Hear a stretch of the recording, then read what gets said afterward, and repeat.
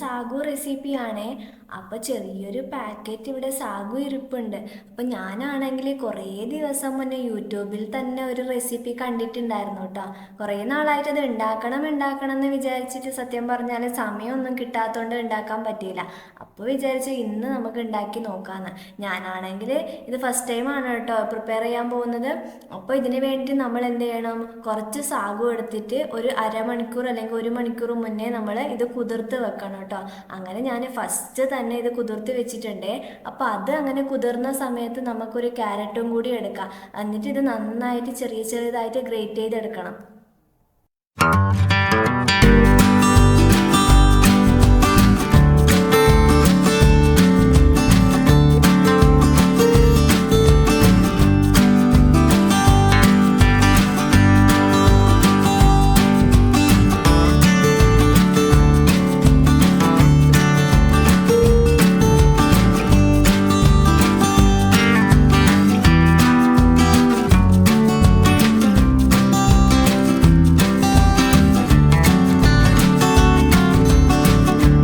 ഞാനാണെങ്കിൽ ഇവിടെ ഒരു മീഡിയം സൈസുള്ള ക്യാരറ്റാണ് കേട്ടോ എടുത്തിട്ടുണ്ടായിരുന്നത്.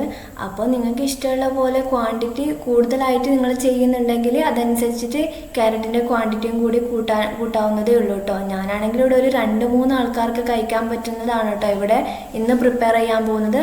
അപ്പോൾ ഒരു മീഡിയം സൈസിലുള്ള ക്യാരറ്റുമാണ് കേട്ടോ ഞാൻ എടുത്തിട്ടുണ്ടായിരുന്നത്.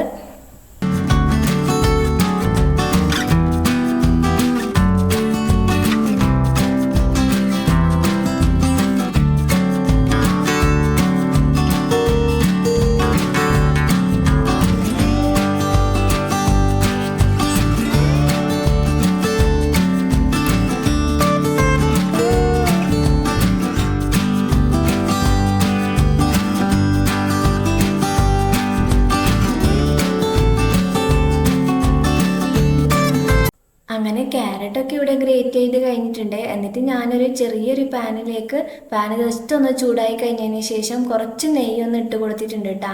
എന്നിട്ട് നമ്മൾ എന്ത് ചെയ്യണം, ഈ ഗ്രേറ്റ് ചെയ്ത് വെച്ച ക്യാരറ്റ് അതിലേക്ക് ഇട്ടിട്ട് നന്നായിട്ട് അതങ്ങ് വഴറ്റി കൊടുക്കണം. അതാണ് നമ്മുടെ ഫസ്റ്റ് സ്റ്റെപ്പ്. അപ്പോൾ നമ്മളിത് ജസ്റ്റ് ഒന്ന് ഇവിടെ പാനൊക്കെ ചൂടായിട്ട് നെയ്യൊക്കെ ഇട്ട് കൊടുത്തിട്ടുണ്ട്. എന്നിട്ട് നമ്മൾ ഈ ഗ്രേറ്റ് ചെയ്ത് വെച്ച ക്യാരറ്റും കൂടി ഇട്ട് കൊടുത്തിട്ട് നന്നായിട്ട് അതങ്ങ് ഫ്രൈ ചെയ്തെടുക്കുന്നുണ്ട് കേട്ടോ.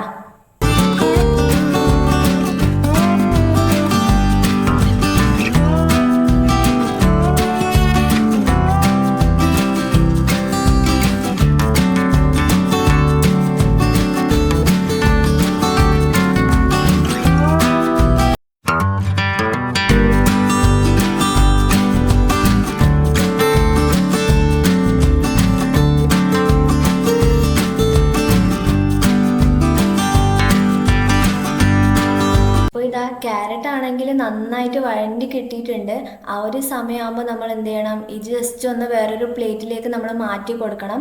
എന്നിട്ട് അതേ സെയിം പാനിലേക്ക് നമ്മൾ പാലിട്ട് കൊടുക്കുന്നുണ്ട് കേട്ടോ. ഇപ്പോൾ ഇവിടെ ആണെങ്കിൽ പാക്കറ്റ് പാലാണ് ഞാൻ യൂസ് ചെയ്യുന്നത്. അപ്പോൾ നിങ്ങൾക്കാണെങ്കിൽ തേങ്ങാപ്പാലും കൂടി യൂസ് ചെയ്യാവുന്നതാണ്. അപ്പോൾ ഇഷ്ടമുള്ള പാലും കൂടി നമുക്ക് യൂസ് ചെയ്യാവുന്നതാണ് കേട്ടോ. അപ്പോൾ ഞാനിതാ ഒരു പാക്കറ്റ് പാലാണ് കേട്ടോ ഇവിടെ യൂസ് ചെയ്തിട്ടുണ്ടായിരുന്നത്. എന്നിട്ട് ഇത് ജസ്റ്റ് ഒന്ന് ചൂടായിട്ട് വരുന്ന സമയത്ത് നമ്മൾ എന്ത് ചെയ്യണം, ഈ ഒരു ക്യാരറ്റും കൂടി നമുക്കിതിലേക്ക് ഇട്ട് കൊടുക്കണം. അപ്പോൾ ആ ഒരു സമയത്ത് പാലൊന്ന് ചൂടായി വരുന്ന സമയത്ത് നമ്മൾ എന്ത് ചെയ്യണം, കുറച്ച് ശർക്കരയും കൂടി ചെറിയ കഷ്ണങ്ങളാക്കിയിട്ട് ജസ്റ്റ് ഒന്ന് മുറിച്ചെടുക്കുന്നുണ്ട്.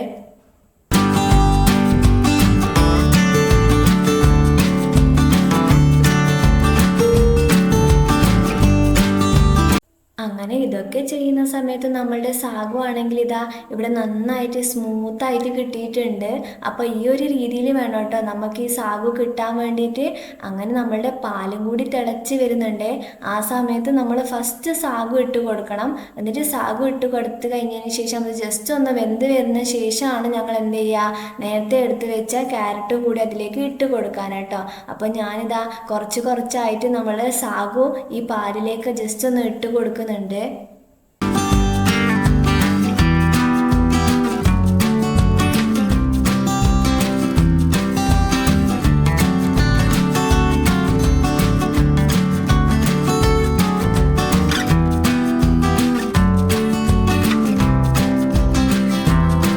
അത് കഴിഞ്ഞിട്ട് ഞാൻ നേരത്തെ പറഞ്ഞ പോലെ നമ്മൾ നേരത്തെ വഴറ്റി വെച്ച ക്യാരറ്റ് ഇല്ലേ, അതും കൂടി കുറച്ച് കുറച്ചായിട്ട് ഇട്ട് കൊടുത്തിട്ട് നന്നായിട്ട് അതങ്ങ് മിക്സ് ചെയ്ത് കൊടുത്തു.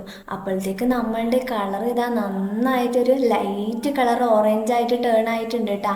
കാണാൻ നല്ല ഭംഗിയുണ്ടായിരുന്നേ. പിന്നെ സാഗും കൂടി ഇവിടെ വെന്ത് വരുന്നുണ്ടായിരുന്നു. പിന്നെ ഇതൊക്കെ നന്നായിട്ട് ജസ്റ്റ് ഒന്ന് ഇളക്കി കൊടുത്തതിന് ശേഷം നമ്മൾ നേരത്തെ ചെറിയ ചെറിയ കഷ്ണങ്ങളാക്കിയിട്ട് വെച്ച് നമ്മളുടെ ശർക്കര അതും കൂടി ഇട്ട് കൊടുക്കണം കേട്ടോ. അപ്പോൾ നമ്മുടെ മധുരത്തിന് ആവശ്യമുള്ളത് നമുക്ക് എടുക്കാവുന്നതേ ഉള്ളൂ. അപ്പോൾ മധുരം കൂടുതൽ ഇഷ്ടമുള്ള ആൾക്കാർക്ക് കുറച്ച് കൂടുതലും പിന്നെ കുറച്ച് കുറവുള്ള ആൾക്കാർക്ക് കുറച്ച് കുറവും. അപ്പോൾ അക്കോർഡിംഗ് ടു നിങ്ങളുടെ ആ ഒരു രീതിയിൽ എത്ര വേണം അത്രയും എടുത്തിട്ട് നമ്മൾ നന്നായിട്ട് ഇതും കൂടി ജസ്റ്റ് ഒന്ന് വഴറ്റി കൊടുക്കണം കേട്ടോ.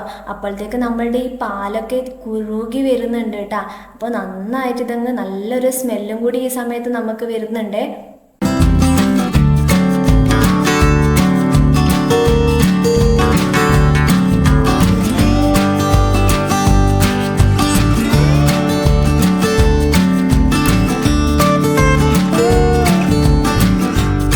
കുറച്ചധികം സമയം നമ്മൾ ഇതിങ്ങനെ ജസ്റ്റ് ഒന്ന് മിക്സ് ചെയ്ത് കൊടുക്കണം കേട്ടോ.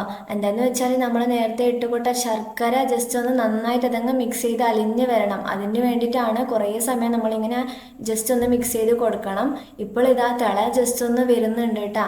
അപ്പോൾ നന്നായിട്ട് തിള വരുന്ന സമയത്ത് നമ്മൾ എന്ത് ചെയ്യണം, 2 ഏലക്കയും കൂടി പൊട്ടിച്ചിട്ട് ഇതിലേക്ക് ഇട്ട് കൊടുക്കണം. അപ്പോഴത്തേക്ക് നല്ലൊരു സ്മെല്ലും കൂടി നമുക്ക് വരും. അപ്പോൾ അതിൻ്റെ നല്ലൊരു ഫ്ലേവറും കൂടി നമുക്ക് കഴിക്കുന്ന സമയത്ത് കിട്ടും. നമ്മളുടെ റെസിപ്പി ഇവിടെ റെഡി ആയിട്ടുണ്ട് കേട്ടോ. ഞാനിതാണെങ്കിൽ ജസ്റ്റ് ഒരു ചെറിയൊരു കപ്പിലേക്ക് മാറ്റി കൊടുക്കുന്നുണ്ട്. ഇത് കഴിച്ച് നോക്കുന്ന സമയത്ത് സത്യം പറഞ്ഞാൽ അടിപൊളി ടേസ്റ്റ് ഉണ്ടായിരുന്നു കേട്ടോ. അപ്പോൾ നിങ്ങൾ എല്ലാവരും ജസ്റ്റ് ഇതൊന്ന് ട്രൈ ചെയ്ത് നോക്കാം കേട്ടോ. എന്നിട്ട് ഫീഡ്ബാക്ക് കമൻറ്റിലൂടെ അറിയിക്കണേ. അപ്പോൾ അത്രയേ ഉള്ളൂ ഗൈസ് ഇന്നത്തെ വീഡിയോ. അടുത്ത വീഡിയോയിൽ കാണാം. Bye bye.